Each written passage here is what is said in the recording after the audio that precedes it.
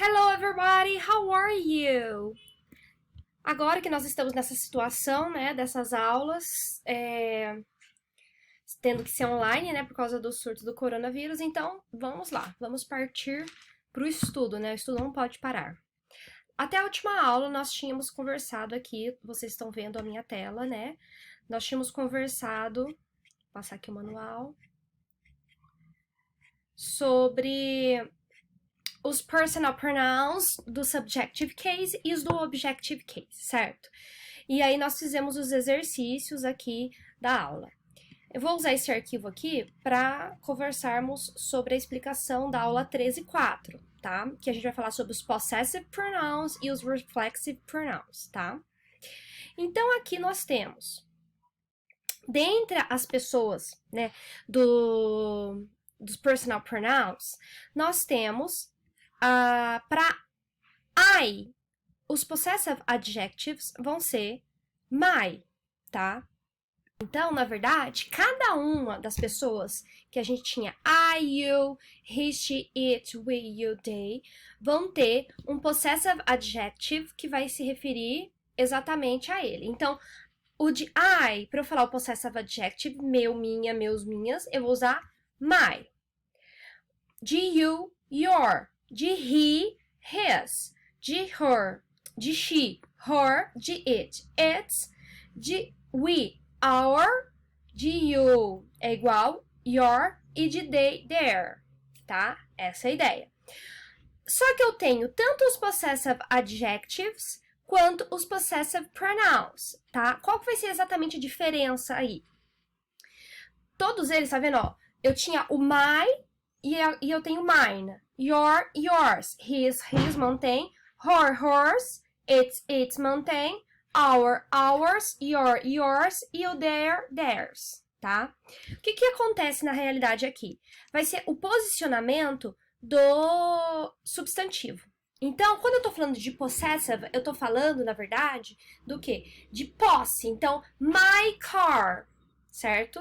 Porém, se eu quero falar que o carro é meu, então o objeto de posse eu já utilizei. Então, o que eu vou fazer? Eu vou colocar the car is mine. Então, nada mais é do que onde que eu vou colocar o meu substantivo. Então, os possessive adjectives vão vir antes do substantivo. E os possessive pronouns virão depois do substantivo, certo?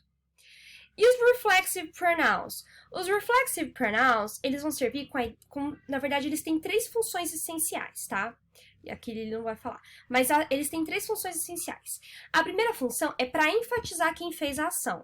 Então, quando eu quero falar assim, eu que limpei a casa, tá? E eu quero enfatizar que fui eu, tá? Eu. Então, eu posso colocar I myself cleansed the house yesterday. Tá? Então, essa é a primeira forma de utilizar. A segunda forma de utilizar vai ser como? Quando eu quero, na verdade, falar que a pessoa fez aquilo sozinho, tá bom? Então, eu vou falar assim, I myself went to the store. Eu fui sozinha para a loja. Ou I went to the store by myself. Utilizando a preposição by, que essa aí eu vou ter certeza que ele tá falando que fez isso sozinho, tá? E a terceira forma que eu vou utilizar o reflexive pronoun, tá? Vai ser quando eu quero indicar que aquela ação, quem praticou a ação e quem recebeu a ação foi a mesma pessoa. Então, eu posso falar assim, I cut myself. Eu me cortei, quer dizer, eu pratiquei a ação de cortar e eu recebi a ação de ser cortado, certo? Então, aí essa é a ideia que a gente mais usa, na verdade, na língua portuguesa, que vai ser o pronome reflexivo mesmo, tudo bem? E aí a gente tem uma tirinha aqui, antes de falar da tirinha, então nós temos aqui myself, yourself, himself para he, herself para she, itself para it. Ourselves, percebam aqui, tá? Que esse ourselves ele vai se transformar o quê? No singular, era o F. No plural, eu vou tirar esse F, vai virar VES, tá? E aqui vai ser o único momento em que eu vou ter a diferença entre o you do singular e o you do plural, tá? Então, yourself é o singular e yourselves é o plural. E depois nós temos o themselves, que vai ser o plural de himself, herself e itself. Tudo bem? Agora sim, nós temos aqui a tirinha do... Esqueci, do Garfield. E aí ele fala assim, I'm my own boss, próprio boss, ok? And I decided to give myself the afternoon off. Então ele tá falando, eu sou meu próprio chefe. E eu decidi dar a mim mesmo, tá? Então a ideia de que ele tá dando e ele tá recebendo, a tarde livre, certo? Então, Garfield como um bom preguiçoso aí, né? Sempre tá querendo tirar uma vantagem. E aí nós temos os exercícios. Os exercícios eu vou abrir para vocês aqui na plataforma do plural, tá? Pra gente fazer. Então, a questão número 1 que aparece aí pra gente, vamos ver se a internet ajuda.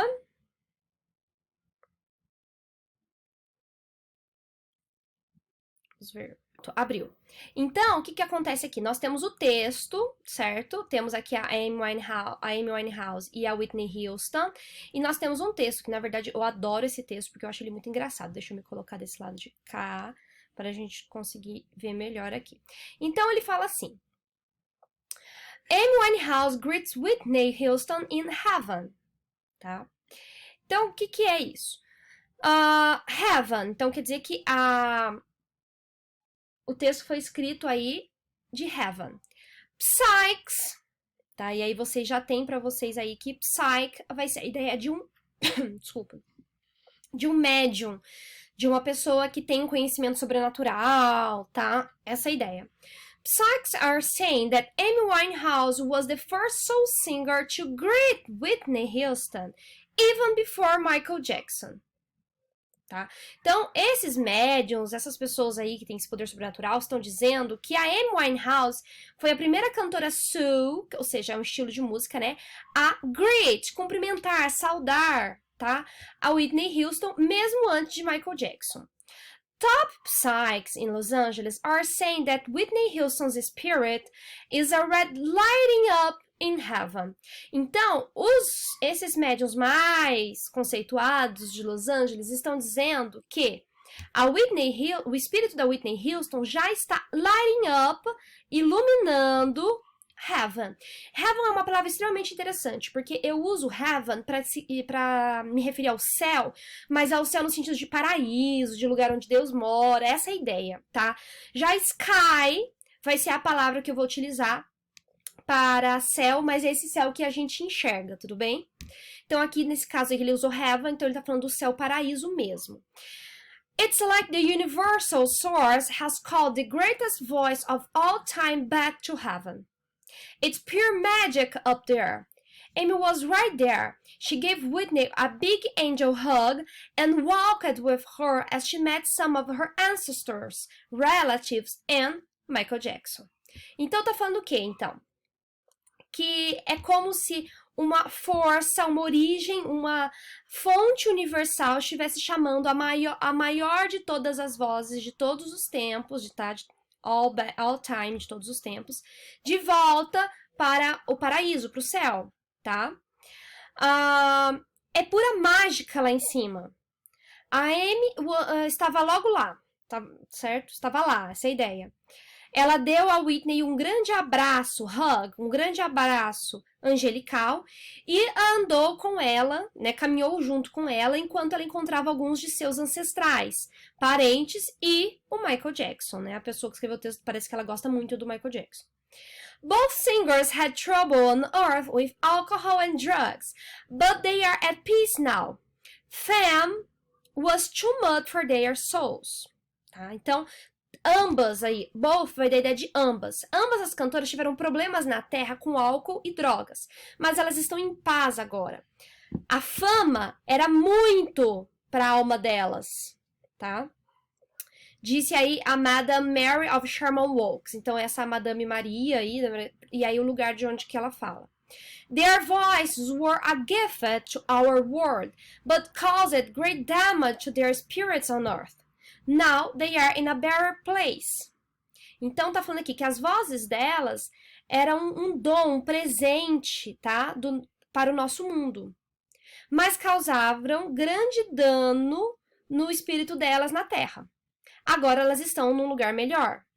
One psych said that Amy Winehouse and Whitney Houston are planning a concert together in Whitney's first few months.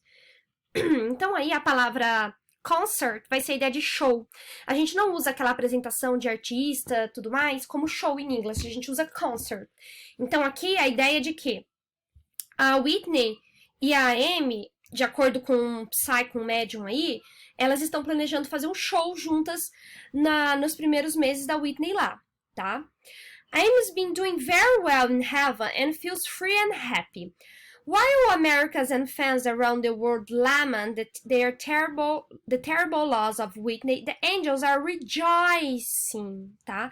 Então, ele tá falando aí que a Amy está indo muito bem lá no céu e ela se sente livre e feliz, tá? Enquanto vários americanos e fãs de todo o mundo lamentam a terrível perda da Whitney, os anjos estão rejoicing, olha lá.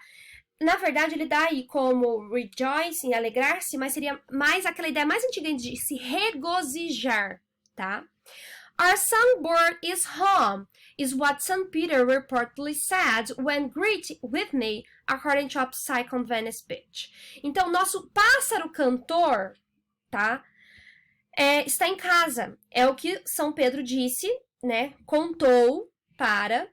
Então, na verdade, pelo que se diz aqui, ou seja, alguém contou para esse médium, e o médium está contando, quando cumprimentou, saudou a Whitney de acordo com o Psycho Medium de Venice Beach, tá? E aí ele faz pra gente, aqui é um texto, é uma pergunta da Unesp, que fala assim, o texto trata principalmente do quê? De fatos memoráveis da vida delas? Na verdade, não, né? Porque em nenhum momento fala que ela fez isso ou a outra fez aquilo, não. De um famoso concerto no qual as cantoras Amy e Whitney haviam se apresentado? Pode até ser, eu não sei se elas se apresentaram num concerto as duas juntas, mas em nenhum momento no texto fala que elas se apresentaram juntas, tá? Da problemática de pessoas famosas que se envolvem com álcool e drogas e que podem causar sua morte? O texto não trata disso, a gente sabe disso, é um conhecimento prévio, mas o texto não fala, tá? De alguns dons sobrenaturais que ambas as cantoras Amy e Whitney possuíam? Fala que elas tinham o dom da voz, mas não falava de outros dons, tá? E de um concerto entre Amy e Whitney após a morte de Whitney? Sim, fala disso, que elas estão planejando fazer esse concerto.